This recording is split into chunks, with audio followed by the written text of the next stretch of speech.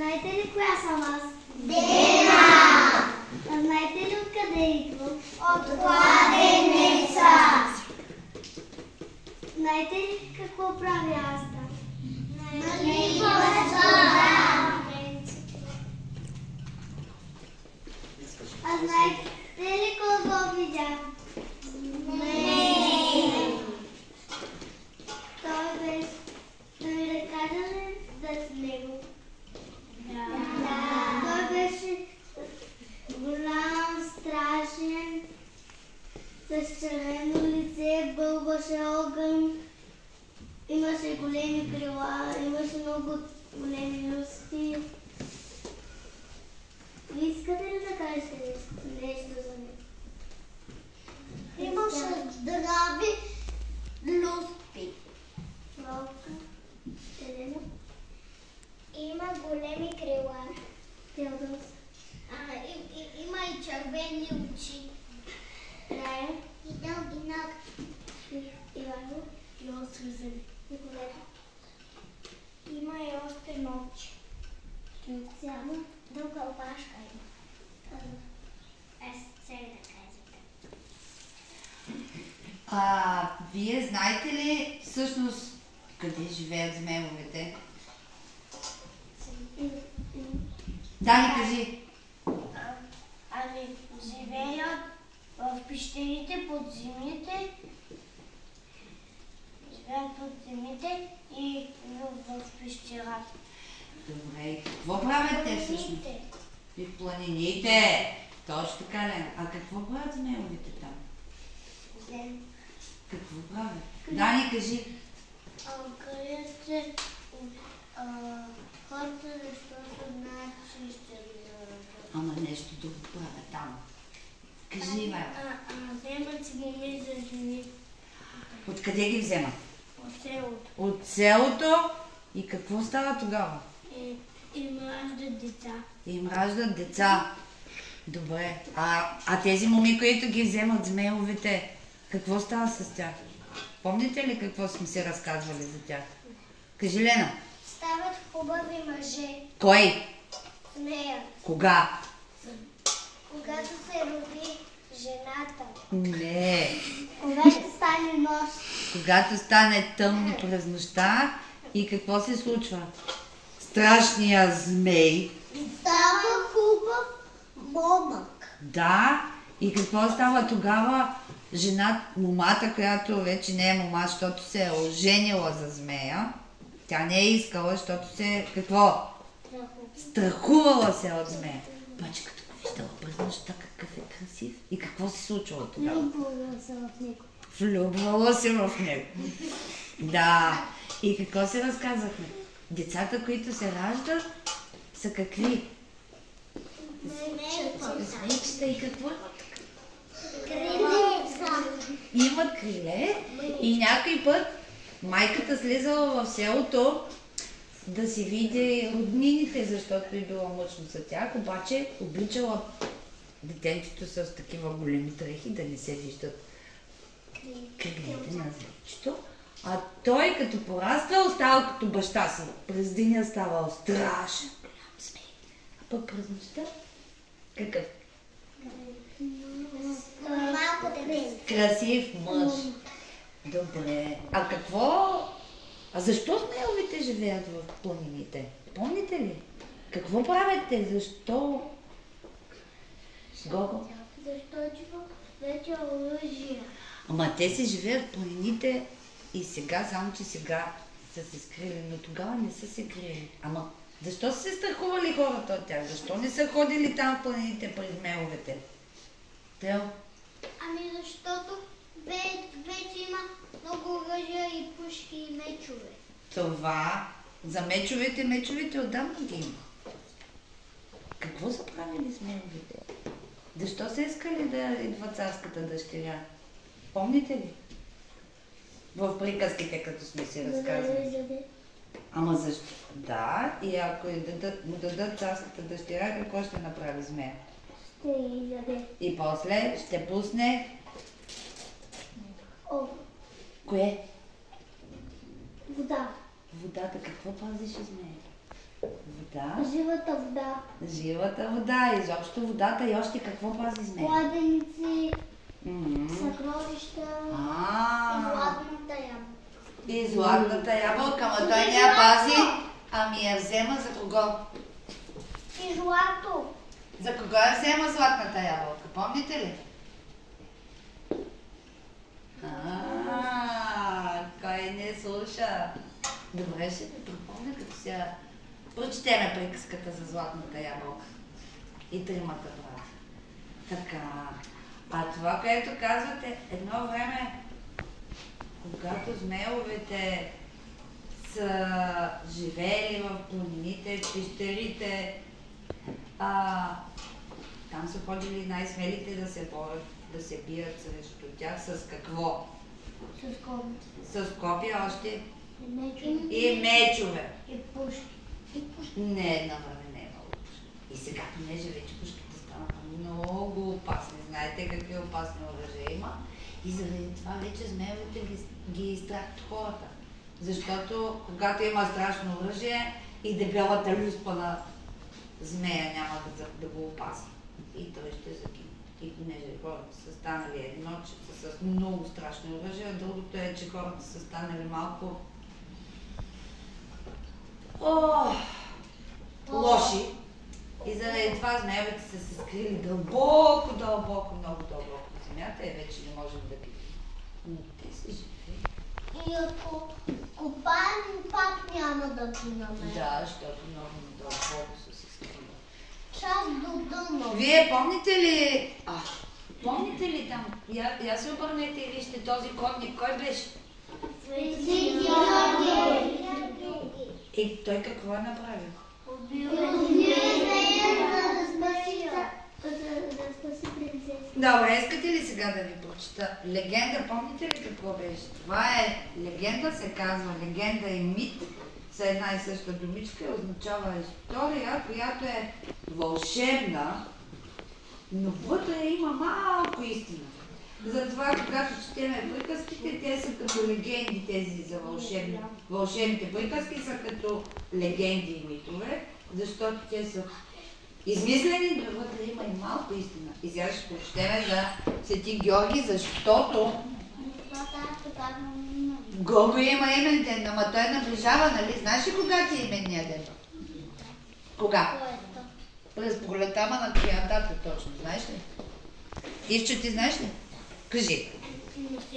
На 6 май след една седмица е празника на Свети Георги. Сега те чуете историята. В един голям град Ивайло живеела прекрасна принцеса. Но за беда, близо до града се появил един страшен змей.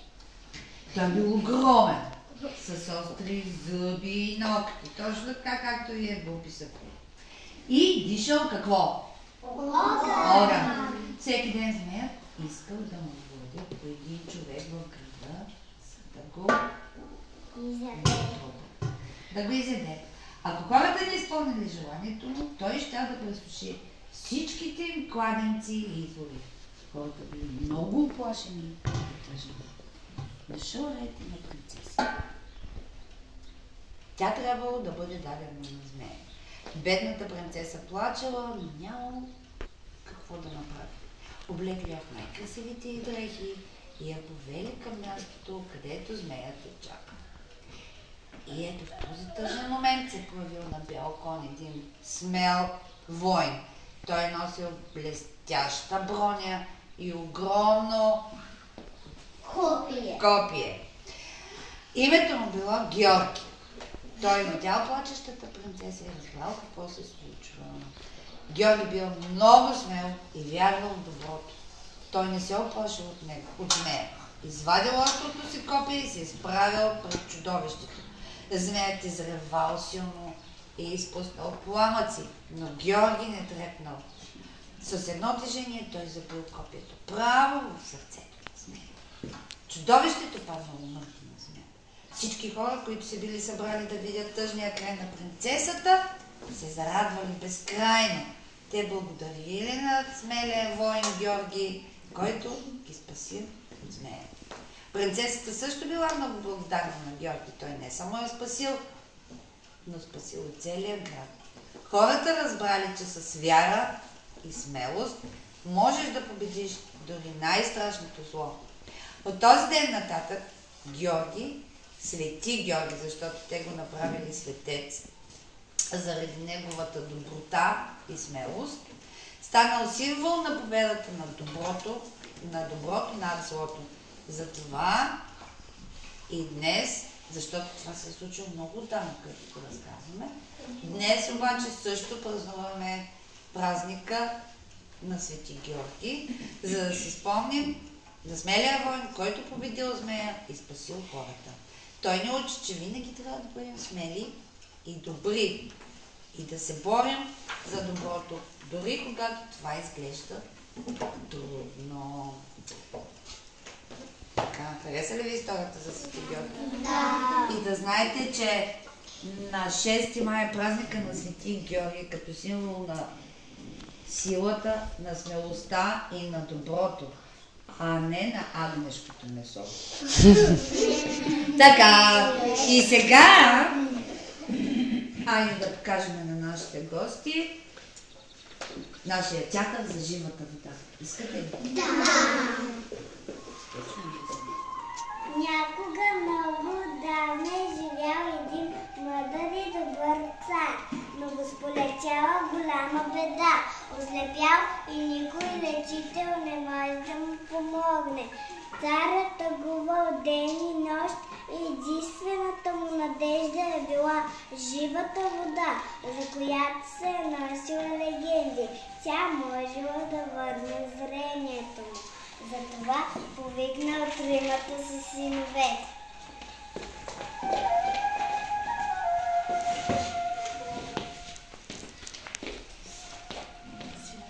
Синове мои любими, виждате моят паметник.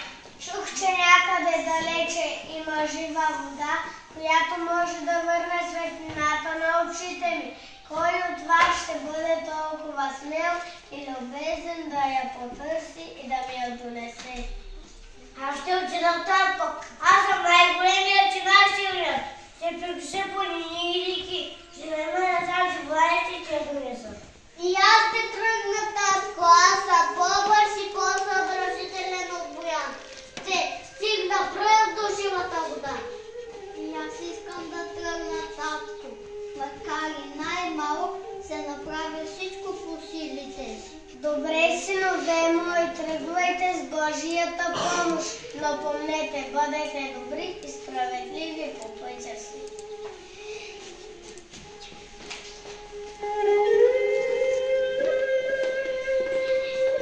Видя ли светлина, аз съм на какво знаеш, как ще открия живата вода? Не бързай толкова, Бояне, пътят е дълъг и не се знае какво ни чака. Добър ден, юнаци! Къде сте се забързали така? Нямаме време за приказки истории, ще търсим живата вода, да слепя се баща царя. Да бързаме, махни се от пътя ни.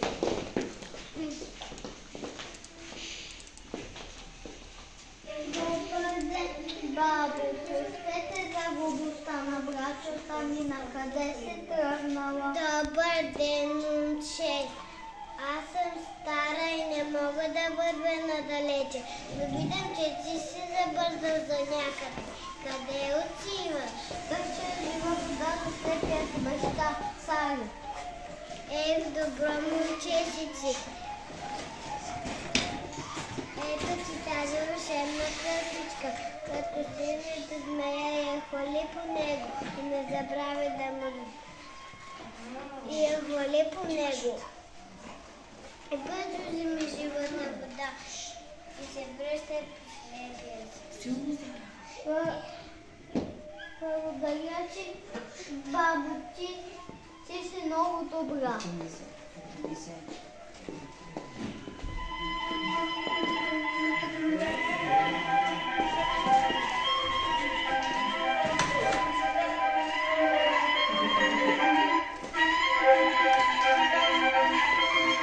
Кой смее да се приближава до моята пещера, да го изземна за куска?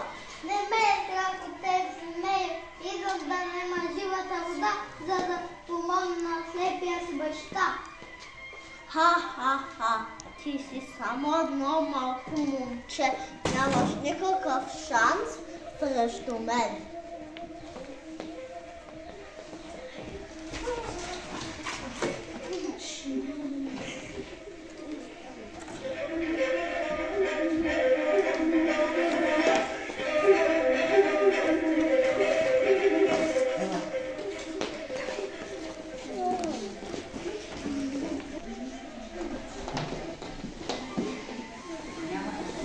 Няма да ви погледаш жива вода на някаква нападна. Аз съм съгласна, нямаш да губиш време. Какво носиш там малкия? Това е дива вода, браче, намерих я. Ти ли я намери? Невъзможно. Не си аз казал от тях.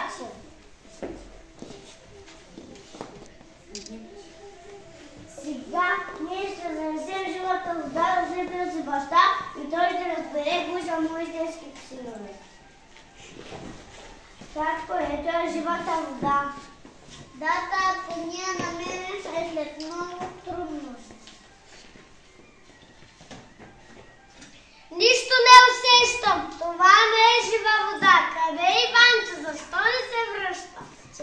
Чарли, Сарио, двамата ти синове и лъгаха, те откраднаха живата вода от малкия Иванчо и ги хвърлиха в ямата. Истинската жива вода е Иванчо. Чарлик.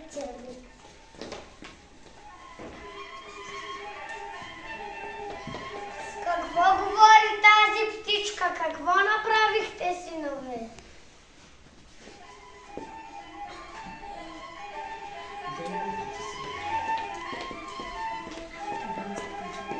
Дълго се е мъчил Иванчо в ямата, но не можа да излезе сам. Тогава отново се появила добрата старица.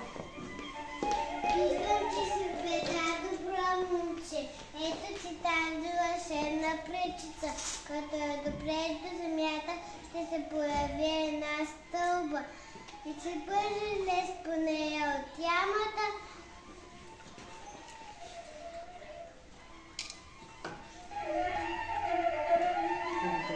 Благодаря, че добра баба, ти винаги ми помагаш. Сега бързо се връщай при слепия си баща и му разкажи всичко и не забравяй да му дадеш живата вода. Татко, ето е истинската жива вода, обаче там ме нападнаха, но аз оставя да спася. Виждам те, сине мой. Благодаря ти, Иванчо, ти си мой. А вие двамата постъпихте лошо и завистливо. Заради вашата нечест ще бъдете наказани. И така царят отново виждал, а пък добрият и смел Иванчо бил възнаграден за своята доброта, а братята му разбрали, че завистта и злобата не носят нищо добро. И както във всяка приказка, заживяят щастливо до края.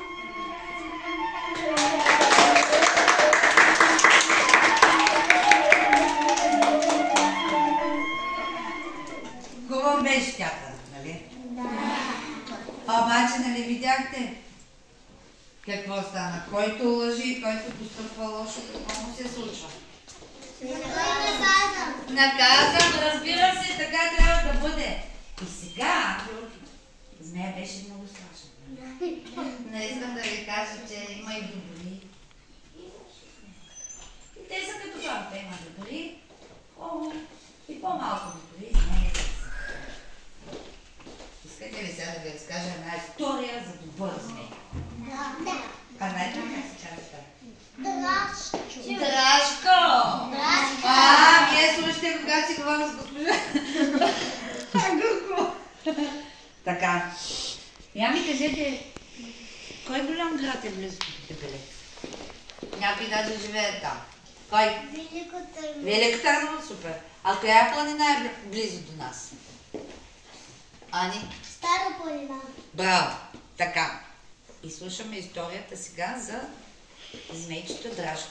В полите на Стара планина близо до китното градче Велико Търново живееше един необикновен змей. Казваше се Драшко. И за разлика от другите змейове, за които знаят децата, той беше добър. Драшко нямаше люски, които да блестят страшно на слънцето, а мека мътиста кожа с цвят на горски мъх. Вместо остри ногти, той имаше заоблени лапички, с които внимателно стъпваше по земята. И най-важното, Драшко не бълваше огън, а мехурчета от запълнена вода, които се носиха леко във въздуха и правеха малките връбченца много щастливи. Той живееше в една голяма пещера, обрасла с диви цветя и папрати. Вместо съкровища, Драшко събираше лъскави камъчета, интересни листенца, перца, които намираше из гората. Драшко много обичаше да се играе с горските животни. Зайчетата скачаха около опашката му, катеричките се катериха на гърба му, а мечетата го молиха да им прави още сапонетни вихурчета. Един ден едно малко момиченце на име Ина се изгуби в гората, докато береше горски ягодки. Тя плачеше оплашено, защото не можеше да намери пътя към къщи. Драшко чу тъжните й хлипания и веднага се отправи натам. Когато видя малкото момиченце, той не изръмжа страшно, като нашия змей, а внимателно я доближи и я бутна по нослето, и побутна нослето с една лъскава червена ягодка. Ина се изненада, виждайки странното, но не страшно същество. Драшко и показа пътя обратно към селото, като вървеше бавно пред нея и пускаше мехурчета, които се носиха като малки светлинки. Ина го следваше без страх, очарована от цветните балончета. Когато стигнаха до края на гората, Ина се обърна към Драшко и му благодари. Той се усмихна с голямата си, но нежна уста и махна весело с опашка. От този ден нататък Ина често ходеше в гората, за да се среща с Драшко. Тя му носеше сладки горски плодове, а той разказваше за тайните на гората и показваше най-красивите места. Всички в селото научиха за добрия змей Драшко и вече не се страхуваха да ходят в гората. Те знаеха, че там ги очаква един приятелски змей, който обича да прави сапунени михурчета и да помага на всеки, който изпадне в беда. И така необикновеният змей Драшко стана най-добрия приятел на всички деца от Велико Търново и околността, доказвайки, че дори един змей може да има добро сърце. Хареса ли ви историята? Да. И на мен много ми хареса, защото е за добрия змей, а не за страшния зъл змей, който иска да изяде царската дъщеря, за да пусне в водата. За добрия змей Драшко. А за добрия змей Драшко. Хайде сега да ни кажат някои дечица, научили стихчета за змейчета. Хайде, заповядайте. Ани, Ичо, Райче. Хайде, Ивайло. Нищо чета буликата. Не. Хайде.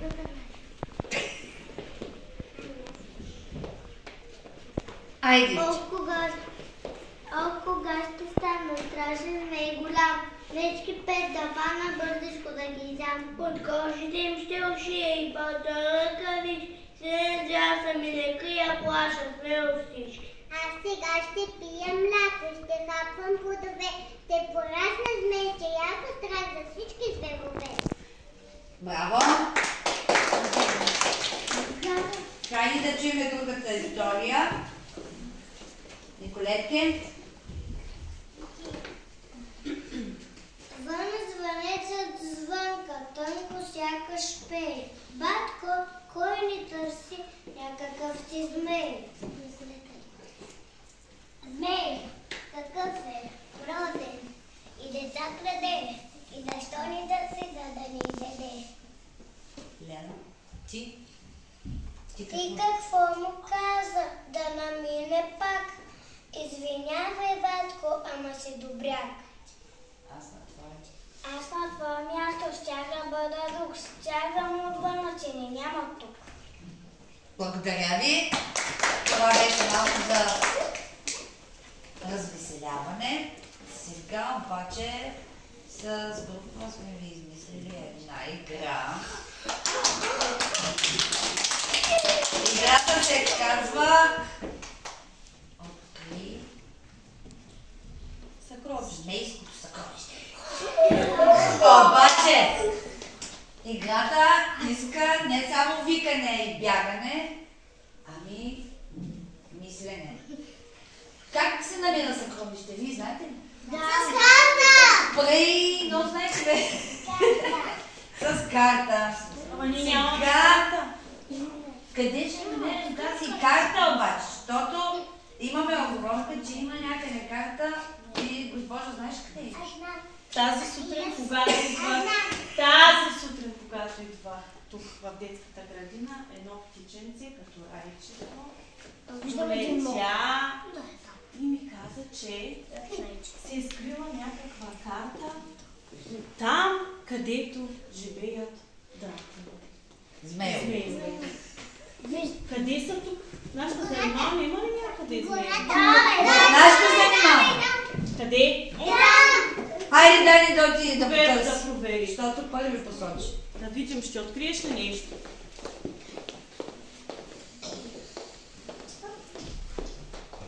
Където са змейовете, търси ги.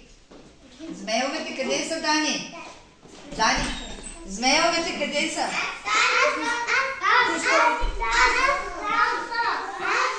Хайде, рачи, помогни. Стой. Къде са змейовете? Търсете. Я да видим. Това е. Я да видим сега.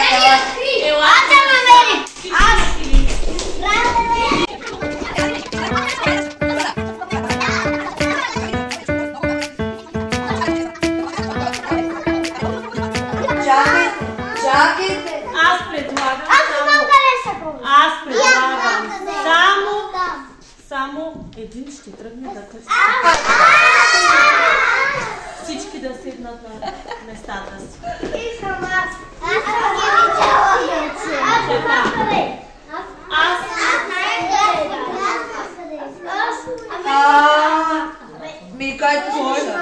Който слуша, това е. Вземи картата и я разгледай. Какво виждаш на нея? Виждам камъче, врата, полянки, дървета. И хращата, нали така? Добре.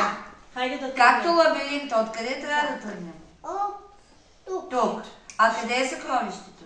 Тук. Добре. Трябва да Хайде стигнеш тръгваш до с картата. Тук какво трябва да търсиш? Това, виж, тук нещо май нарисувано. На какво прилича това? Има уши и опашка. Уши, опашка. Аз знам. Какво е? Лисици. Трябва да Айде търсим и сега лисицата. Къде е храща с лисицата? Ето я. Така, значи първото нещо го намерим. Я да видим, намерил ли го е? Айде там нещо. Кой е това? Морков. На правилното място се знае. Защо Морков, а не е принцеса? Значи трябва да се събереме. Ама да бе, ама ние не им казахме. Той е нашия... Защото те не могат да четат. Точно! Нашия змей Той бе иска, за да стигне до съкровището, да му занесеме храна. Ма нашия змей какво е де? Помните ли? Моркови! Супа крем и боб чорба няма да направим, ама моркови имаме. Ако Хриси е на правилното място, ще трябва да събере пътя си морковчета, за да стигне до съкровище. Айде, Крис, давай.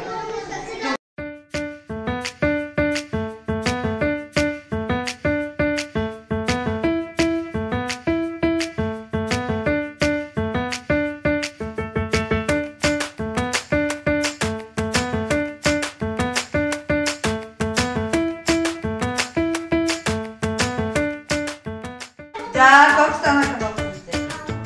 Цели 5. Така, продължаваме нататък. Докъде стигнахме?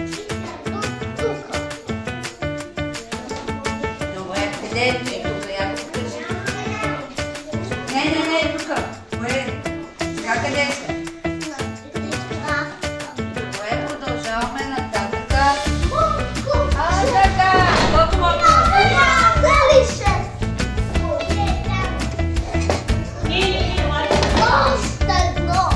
А там не виж? Я виж? Мале, съкровище. Вземайте да го покажеш на децата. Ама трябва да оставиш морковите преди да вземеш съкровището. Иначе трябва да се нахрани змея. Някой да помага. Той ще се оправи сам. Айде да не си го сега на децата.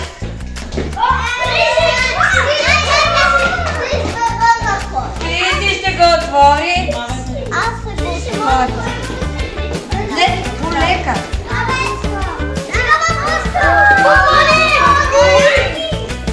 Не, Най-голямото съкровище за децата е Аз взех 3 бомба. той е един бомбон и сядате на пейката. Не, няма да ги отворите по Злато.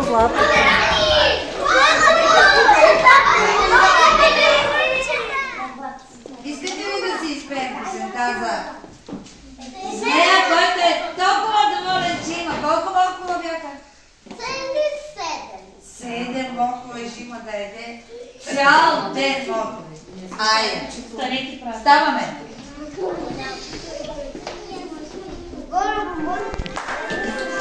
Гого!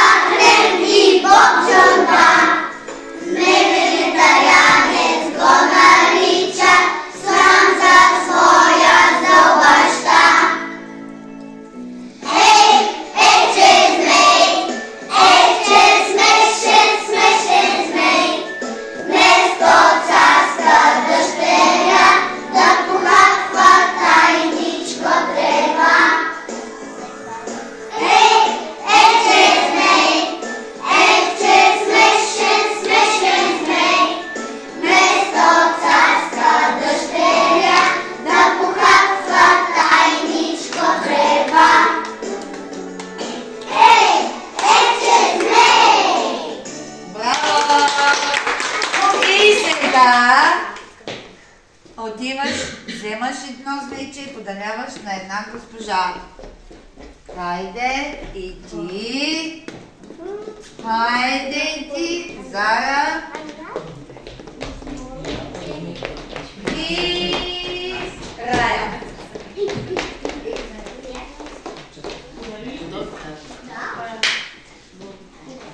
Това беше нашата птичка история. Благодаря, че днес бяхме ваши гости на, как да го нарека, и аз, то не е тържество, хайде ще си го кажа, както си е открита. Празник, театър, то е всичкото. И вие пяхте, и танцувахте, и играхте театър, и търсихте съкровище, правихте какво ли не. Да, и като всички. Научихме днеска някои истории, които бяха нечувани до сега от нас. Научихме за Свети Георги, научихме какво е легенда и мит. Гледахме ви как представихте приказката Живата вода. Много ви благодаря, беше много интересно, различно, представихте се чудесно. Благодаря на вас и на учителките, постарали сте се изключително много. Заради това ще отидем за награда на кино. Добре, съгласна.